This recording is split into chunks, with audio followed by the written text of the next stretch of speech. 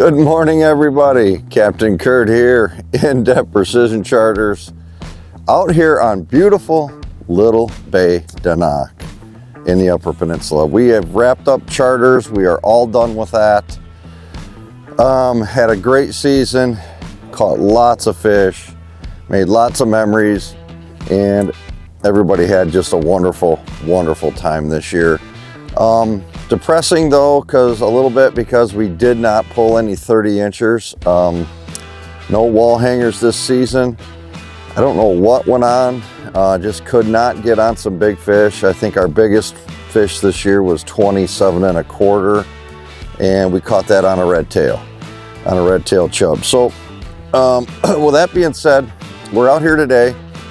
Like I say, I'm going to be doing some fishing for myself on my own the last few days that I'm here, and I thought I'd get a video going for you guys, showing you how we do it on Little Bay deNoc, just tips and tricks and things of that nature. Hopefully we can get some footage and get this edited for you this winter when I get home, get it out there so you guys can enjoy it and watch it this winter.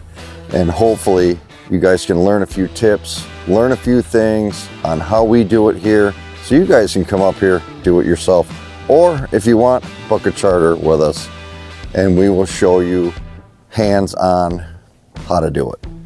What we're going to be doing today is we're in search mode right now. We're just searching, trying to find some. I located a few here in some deep water. Just maybe we'll throw a few chubs down there, see if we can get them to bite, get them to go, or we'll try something else, a little snap jigging maybe.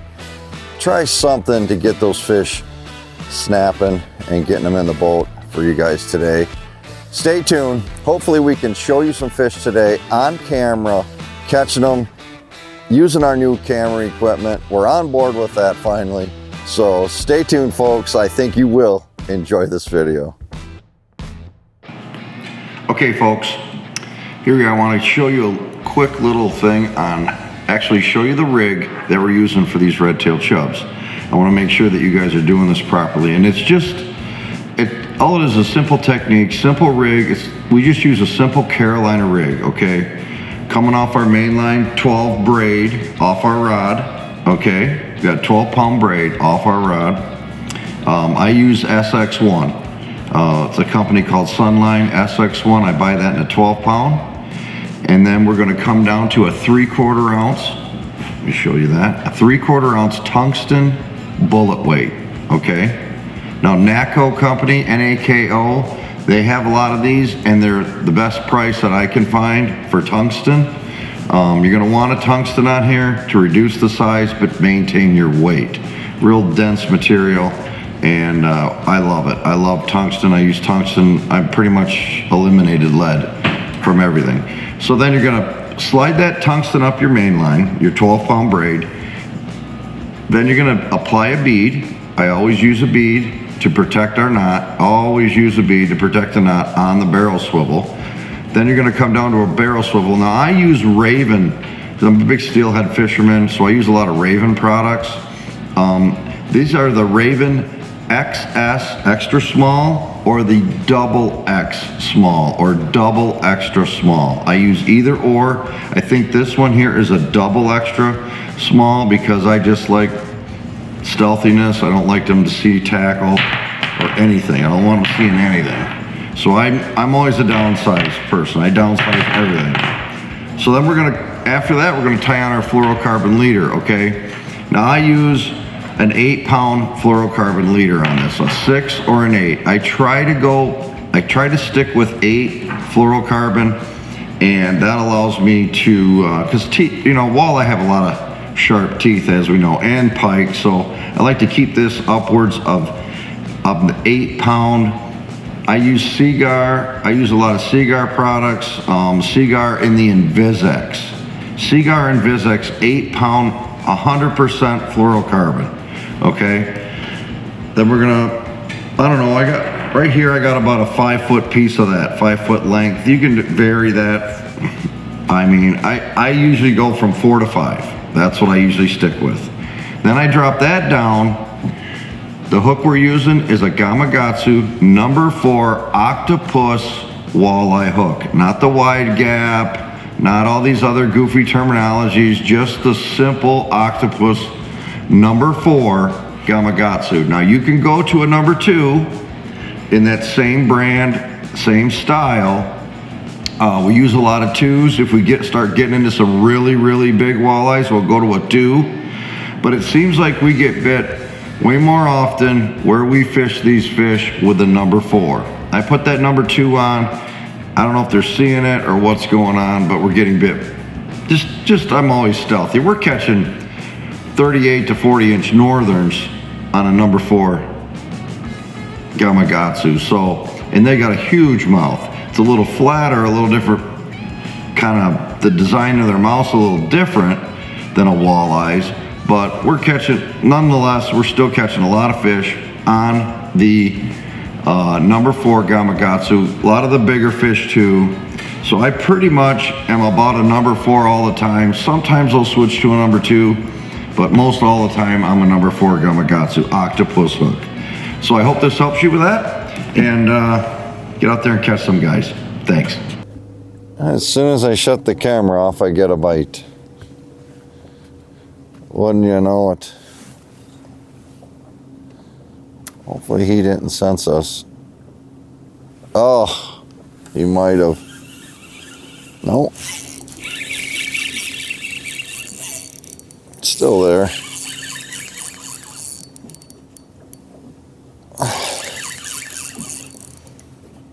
I thought maybe that fish would have caught wind of me there.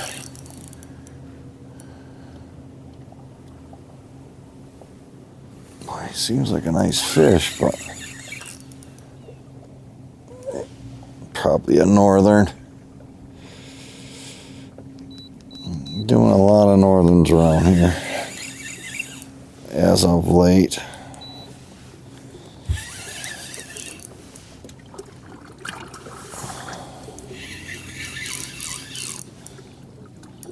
That, my friends, is a walleye and not a northern.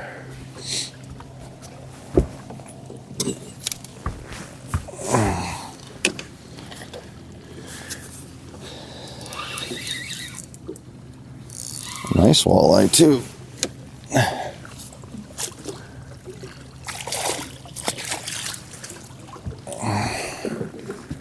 We'll take those fish all day, folks. We will take them all day.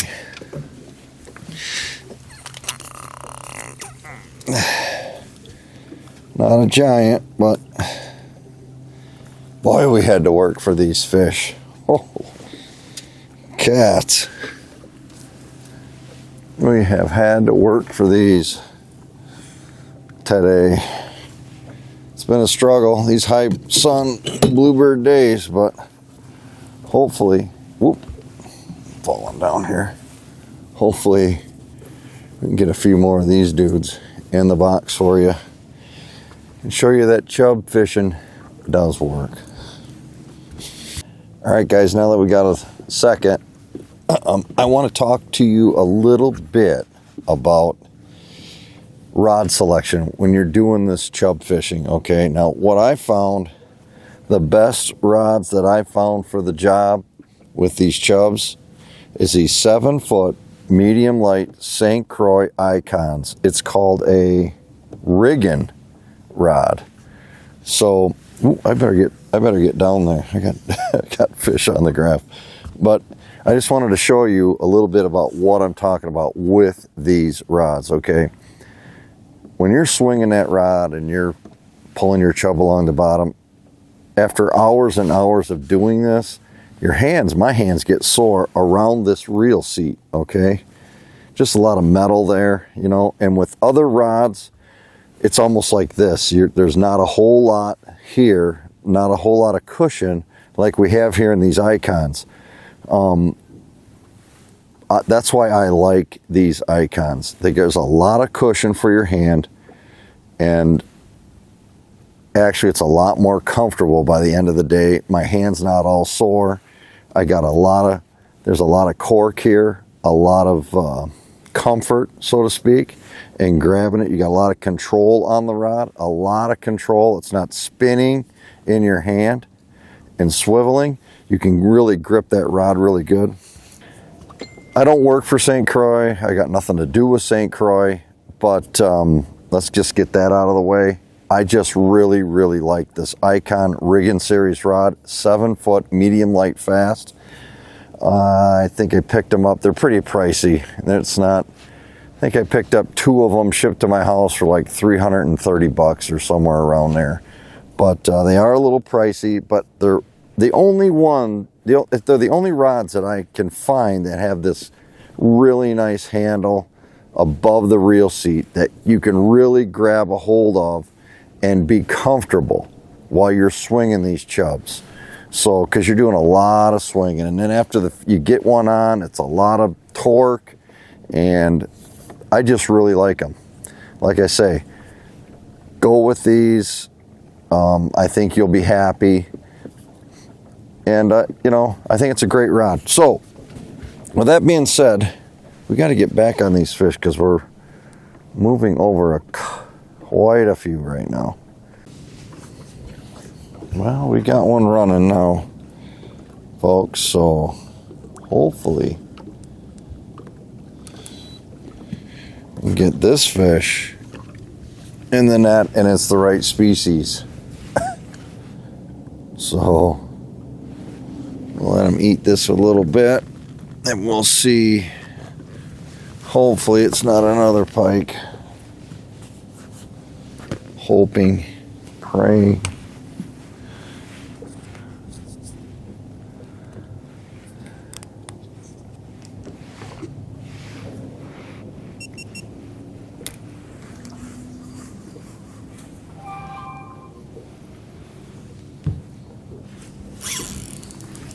He was running with it big time. Right there. The way he's darting, I'm wondering if it's not another big northern.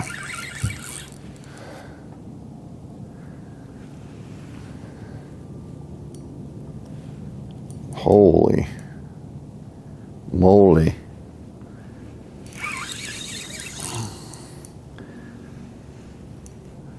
It's big, whatever it is. I'm hoping it's a nice walleye.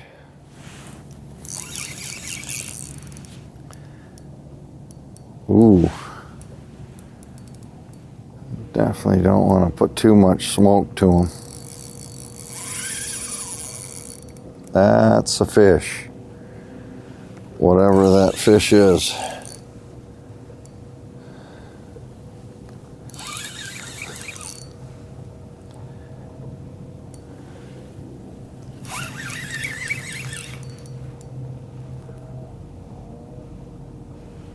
Wow. This is going to be a netter. I do believe. He's just running and running and running.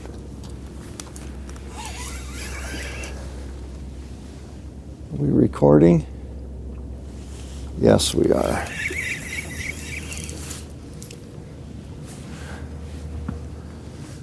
I don't know what this fish is.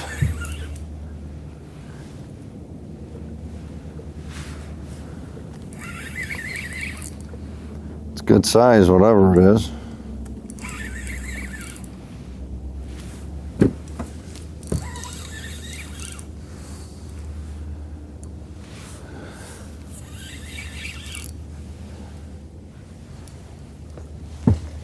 Please be the right species. And it's not. Jumping. Jiminy.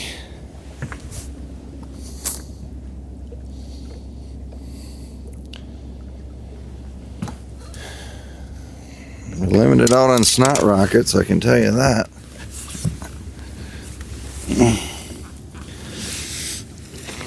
Even bigger snot rocket.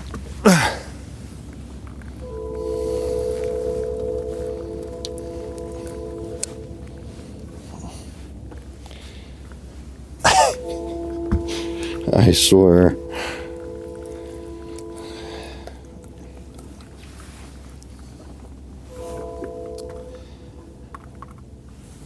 Another pike. Another big old gator. Save those for the neighbor.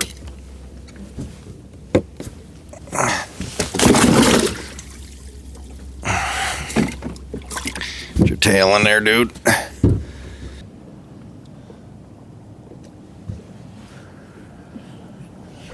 This fish came in pretty shallow water here. Not very optimistic at this point.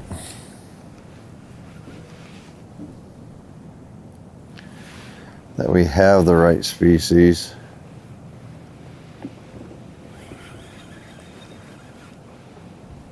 Or have anything at all. Oh yeah, there's a fish there.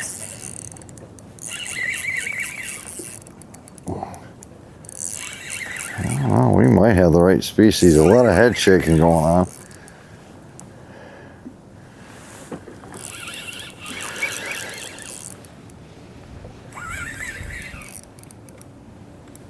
Lots of head shaking.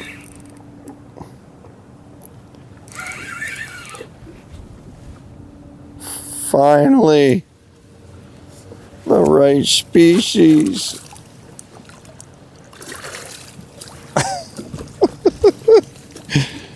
Oh my Lord, what a long road that was.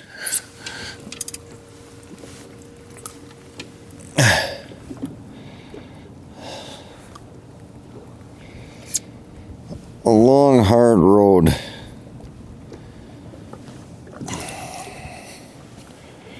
Long, hard pike road, I should say.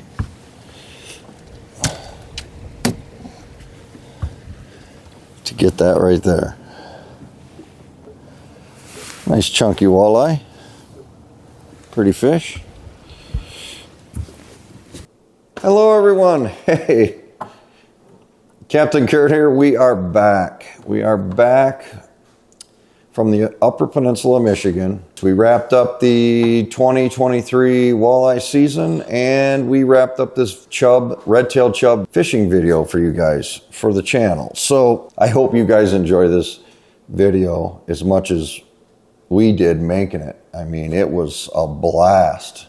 We had some really, really nice days at the end to wrap up filming. Beautiful, some calm, slick days, and the weather couldn't have been more perfect to demonstrate to you guys what we're doing as far as sweeping our line and how to present these chubs to these walleyes. So these red-tailed chubs of these walleyes. So it was, I hope you guys learned a little bit from this video. We're going to be doing a lot more of it in the future. Maybe do a couple more videos of this red-tailed chub fishing. The hardest thing about red-tailed chub fishing is finding them for sale. They're a hard commodity anymore to come by. Years ago, they weren't so much. Everybody had red tails, it seemed like. I mean, we're talking 30, 40 years ago. Red-tailed chub fishing was pretty prevalent back then. It still is today, but not a whole lot of people that I know are doing it or using it. There's a few across the country, but not so many now. There's so many other styles of fishing and to catch a walleye and techniques that the red-tailed chub fishing is just kind of like, for some reason, just went away. And I don't know why. It's a great technique. As you can see, we catch a lot of pike doing it. If you're a big pike fisherman, it's a great way of catching big northern pike. You know, all these fish are swimming. You know, we run the camera down there in the fall, and we run it under speed. And we're seeing all the fish that are down there. Suckers, number one. Northern pike, number two. Walleyes are all mixed in. Everything's mixed in. It's a mixed bag. So, like I say, if you're seeing marks on your graph, granted, we do not know what that fish is until we get eyes on them. Either catch that fish or run a camera down and see exactly what it is. But all them arches are in our graphs, they're just telling us one thing. As far as I'm concerned, it's one thing, that there's fish down there. What species that fish is, sometimes we can tell by the signature of the arch that it's sending back, the return it sends back. We're seeing, you know, we can get some sort of a determination that way, but as far as 110% of what, for sure, what that is, we don't know. So, but I run the camera down and I see things that people don't normally see. And without the camera, what they possibly cannot see. And, you know, we're getting a better idea on what's down there. So, like I say, the pike, the suckers, the walleyes are all swimming together. We see it all the time, every day. And, but anyway, this is a great technique. It's a very fun way of fishing. The clients absolutely love it. It's great for our business to introduce a technique that they've never seen before. And it's a very simple technique and easy to use. Anyone can do this. So you just need a little bit of ground rules and a little bit of basis on what to go by, where to start, where to begin, and hopefully this video that we've taken up there in the UP will show you just that. But it was great. Had a great time making it. Had a great season up there. A lot of fish, lots and lots of fish. No wall hangers, unfortunately. We didn't have a wall hanger this fall, but there's always next year. Year prior, we had 3.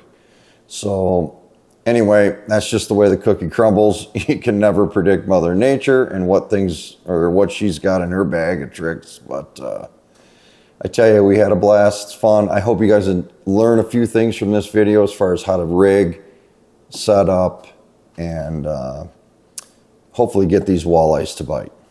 So this technique works everywhere. It just doesn't work solely in the Upper Peninsula. I've used it in other areas. It works everywhere. Everywhere their walleye swim, this is a great fall technique for them.